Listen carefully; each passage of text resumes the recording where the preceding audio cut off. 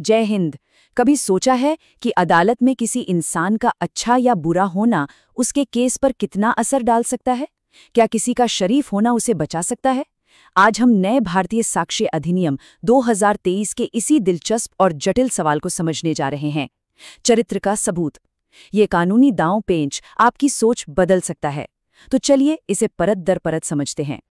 तो आज का हमारा मुख्य सवाल यही है, शील यानी चरित्र की सुसंगतता पर भारतीय साक्ष्य अधिनियम 2023 के संदर्भ में चर्चा कीजिए, या अंग्रेजी में कहें तो discuss the relevancy of character under the भारतीय साक्ष्य अधिनियम 2023। क्या एक व्यक्ति का कैरेक्टर कोर्ट में मायने रखता है? क्या एक अच्छा इंसान वाकई कोई जुर्म नहीं कर सकता? आज हम दीवानी और फौजदारी दोनों तरह के मामलों में इन्हीं सवालों के जवाब ढूंढेंगे। देखिए, इस कानूनी पहेली को सुलझाने के लिए हमने अपनी बातचीत को 5 हिस्सों में बांटा है। सबसे पहले समझेंगे कि कानून की नज़र में चरित्र होता क्या है। फिर देखेंगे कि सिविल और क्रिमिनल केसों में इसके नियम कैसे अलग हैं। कुछ खास मामलों पर भी नज़र डालेंगे और आखिर में समझेंगे कि सबूतों के तराजू पर चरित्र का वजन आखिर कितना होता है। तो चलिए सबसे पहले नींव रखते हैं। इससे पहले कि हम नियमों के गहरे पानी में उतरें, ये समझना बहुत ज़रूरी है कि जब कानून की किताबें चरित्र या शील शब्द का इस्तेमाल करती हैं तो उनका असल में मतलब क्या होता है। तो सोचिए, चरित्र है क्या?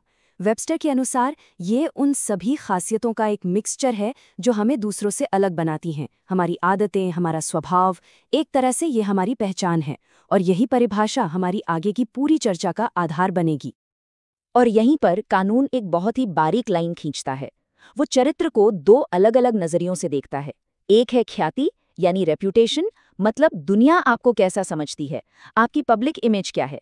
और दूसरा है स्वभाव यानी डिस्पोजिशन, मतलब आप असल में अंदर से कैसे इंसान हैं, आपकी फितरत क्या है। कानून इन दोनों के फर्क को अच्छी तरह समझता है। ये सब सिर्फ थ्योरी नहीं है, ये बाकायदा कानून में लिखा हुआ है। भारतीय साक्ष्य अधिनियम 2023 की धारा 46 से लेकर 50 तक यही वो नियम हैं जो तय करते हैं कि अदालत में चरित्र का सबूत कब, कहां और कैसे इस्तेमाल किया जा सकता है। तो चलिए इन्हीं धाराओं के सफर पर निकलते हैं। अब आते हैं अपने पहले पड़ाव पर, सिविल मामले यानी दीवानी मामले, जैसे जमीन जायदाद के विवाद या कॉन्ट्रैक्ट टूटने के झगड़े। इन मामलों में किसी के कैरेक्टर की क्या जगह है, आइए देखते हैं। यहाँ पर कानून का नियम बिल्कुल साफ और सीधा है। धारा 46 कहती है, सिविल मामलों में आपका चरित्र पूरी तरह से अप्रासंगिक यानी इर्रेलेवेंट है।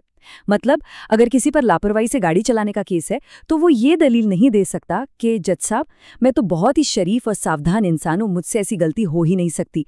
कानून कहता है, हमें आपके चरित्र से कोई लेना देना नहीं, हमें सिर्फ ये बताओ कि उस दिन सड़क पर हुआ क्या था। इस नियम के पीछे एक बहुत बड़ा सिद्धांत काम करता है। जैसा कि यहाँ लिखा है, अदालत का काम मामले का विचारण करना है, ना कि मनुष्य का। इसका सीधा सा मतलब है कि अदालत केस के तथ्यों को देख रही है। वो किसी इंसान को कैरेक्टर सर्टिफिकेट देने के लिए नहीं बैठी है। हो सकता है एक बुरे इंसान का केस सच्चा हो और एक अच्छे इंसान से गलती हो गई हो, इसीलिए फोकस हमेशा सबूतों पर रहता है। पर रुकिए, जैसा कि हर कानून में होता है, यहाँ भी कुछ अपवाद हैं। सिविल केस में भी चरित्र का सबूत तब जरूरी हो जाता है जब बात हर्जाने की रकम तय करने की हो, जैसे मानहानि के केस में आपकी इज्जत की कीमत तय होती है, या फिर जब किसी का चरित्र ही केस का मुख्य मुद्दा बन जाए। कानून की यही बारीकियां इसे इतना दिलचस्प बनाती हैं, और अगर आप कानून के ऐसे ही रहस्यों को आसानी से समझना चाहते हैं तो हमारे चैनल को सब्सक्राइब करना बिल्कुल मत भूलिएगा। अब कहानी में एक बड़ा मोड़ आता है। सिविल मामलों से निकलकर अब हम दाखिल होते हैं आपराधिक यानी फौजदारी मामलों की दुनिया में। चोरी, हत्या, डकैती, यहाँ चरित्र के नियम पूरी तरह बदल जाते हैं, और ये बदलाव बहुत ही दिलचस्प है। धारा 47 एक अभियुक्त को एक तरह की ढाल देती है। ये कहती है कि क्रिमिनल केस में अभियुक्त अपने अच्छे चरित्र का सबूत पेश कर सकता है। क्यों? क्योंकि ये जब तक दोषी साबित न हो जाए तब तक निर्दोष वाले सिद्धांत को मजबूत करता है। एक अच्छी साख अदालत में ये सवाल खड़ा कर सकती है कि क्या ऐसा इंसान वाकई ये जुर्म कर सकता है। और यहीं पर कानून अभियुक्त को एक और सुरक्षा देता है। धारा 49 के मुताबिक प्रोसिक्यूशन यानी सरकारी वकील अपनी तरफ से अभियुक्त के बुरे चरित्र का जिक्र नहीं कर सकता। ये एक तरह से दरवाजा बंद रखने जैसा है। लेकिन अगर अभियुक्त खुद अपने अच्छे चरित्र की ढाल इस्तेमाल करके दरवाजा खोलता है, तो फिर सरकारी वकील को भी उसके बुरे चरित्र के सबूतों के साथ अंदर आने का मौका मिल जाता है। अब इस धारा 40 में 2 बातें और हैं जिन्हें समझना जरूरी है। पहली, अगर किसी का बुरा चरित्र ही उस केस का एक मुख्य मुद्दा हो तो ये नियम लागू नहीं होता। और दूसरी, अगर कोई व्यक्ति पहले किसी जुर्म में सजा पा चुका है तो उसे उसके बुरे चरित्र का एक पुख्ता सबूत माना जाता है। ये छोटी छोटी बातें केस का रुख पूरी तरह बदल सकती हैं। तो ये टेबल पूरे खेल का सार एक नज़र में दिखा देती है। अभियुक्त अपने अच्छे चरित्र की बात कर सकता है, ये उसका अधिकार है। प्रोसिक्यूशन शुरुआत में उसके बुरे चरित्र पर उंगली नहीं उठा सकता, लेकिन जैसे ही अभियुक्त अपनी शराफत की ढाल का इस्तेमाल करता है, प्रोसिक्यूशन को भी उसके अतीत के पन्ने पलटने का मौका मिल जाता है। ये कानून का एक बेहतरीन संतुलन है। अब हम कुछ ऐसे खास और संवेदनशील मामलों पर बात करेंगे जहां कानून ने चरित्र के सबूतों पर और भी ज्यादा सख्त पहरे बिठाए हैं। ये कानून का एक बेहद जरूरी और संवेदनशील पहलू है। धारा 41 एक दीवार की तरह खड़ी है। ये साफ साफ कहती है कि यौन अपराध से जुड़े मामलों में अगर सहमति यानी कंसेंट का सवाल है तो पीड़िता के चरित्र या उसके अतीत को लेकर कोई भी सवाल नहीं उठाया जा सकता। ये पूरी तरह से गैरकानूनी और अप्रासंगिक है।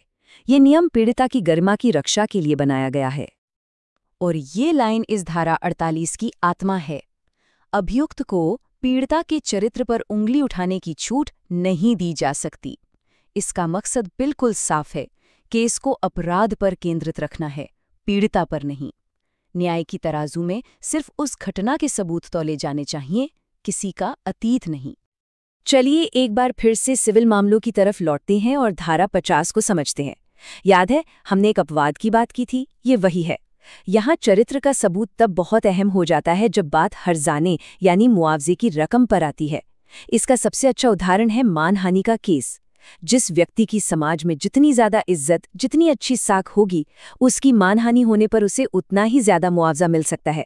यहाँ आपका चरित्र आपकी दौलत साबित हो सकता है। तो हमने सारे नियम और उनके अपवाद देख लिए। अब आते हैं सबसे बड़े सवाल पर। आखिर अदालत की नज़र में चरित्र के सबूत की असली कीमत क्या है? चलिए इस पूरी चर्चा का सार निकालते हैं। कानून की दुनिया में चरित्र के सबूत को आमतौर पर एक कमजोर सबूत माना जाता है। आप इसे एक पंख की तरह समझ सकते हैं, जबकि चश्मदीद गवाह और फॉरेंसिक रिपोर्ट पत्थर की तरह वजनदार सबूत होते हैं। ये केस में मदद तो कर सकता है, लेकिन सिर्फ इसके दम पर केस नहीं जीता जा सकता। लेकिन यही कमजोर सा दिखने वाला सबूत कभी-कभी गेम चेंजर बन जाता है। 1965 के एक मशहूर केस में अदालत ने कहा था कि जब सबूत 50-50 हों, जब मामला शक के घेरे में हो, तब अभियुक्त का अच्छा चरित्र ही वो आखिरी तिनका बन सकता है जो न्याय का पलड़ा उसकी तरफ झुका दे। तो ये सबूत कमजोर जरूर है, पर बेकार बिल्कुल नहीं। तो आइए इस पूरी बातचीत को 4 वाक्यों में समेटते हैं। पहला, सिविल केस में चरित्र आमतौर पर कोई मायने नहीं रखता। दूसरा, क्रिमिनल केस में अच्छा चरित्र एक ढाल है, पर बुरा चरित्र तभी सामने आता है जब उसे दावत दी जाए। तीसरा, यौन अपराधों में पीड़िता का चरित्र एक लक्ष्मण रेखा है जिसे कोई पार नहीं कर सकता। और चौथा, कुल मिलाकर ये एक कमजोर सबूत है, लेकिन शक के अंधेरे में ये रोशनी की एक किरण बन सकता है। तो हम आपको इसी सवाल के साथ छोड़े जाते हैं, जब सबूत खामोश हो और शक का धुंध घना हो, तो क्या किसी इंसान का चरित्र ही न्याय का आखिरी सहारा बन सकता है? ये एक ऐसा सवाल है जहां कानून और इंसानियत एक दूसरे से मिलते हैं। इस पर सोचिएगा जरूर। जय हिंद।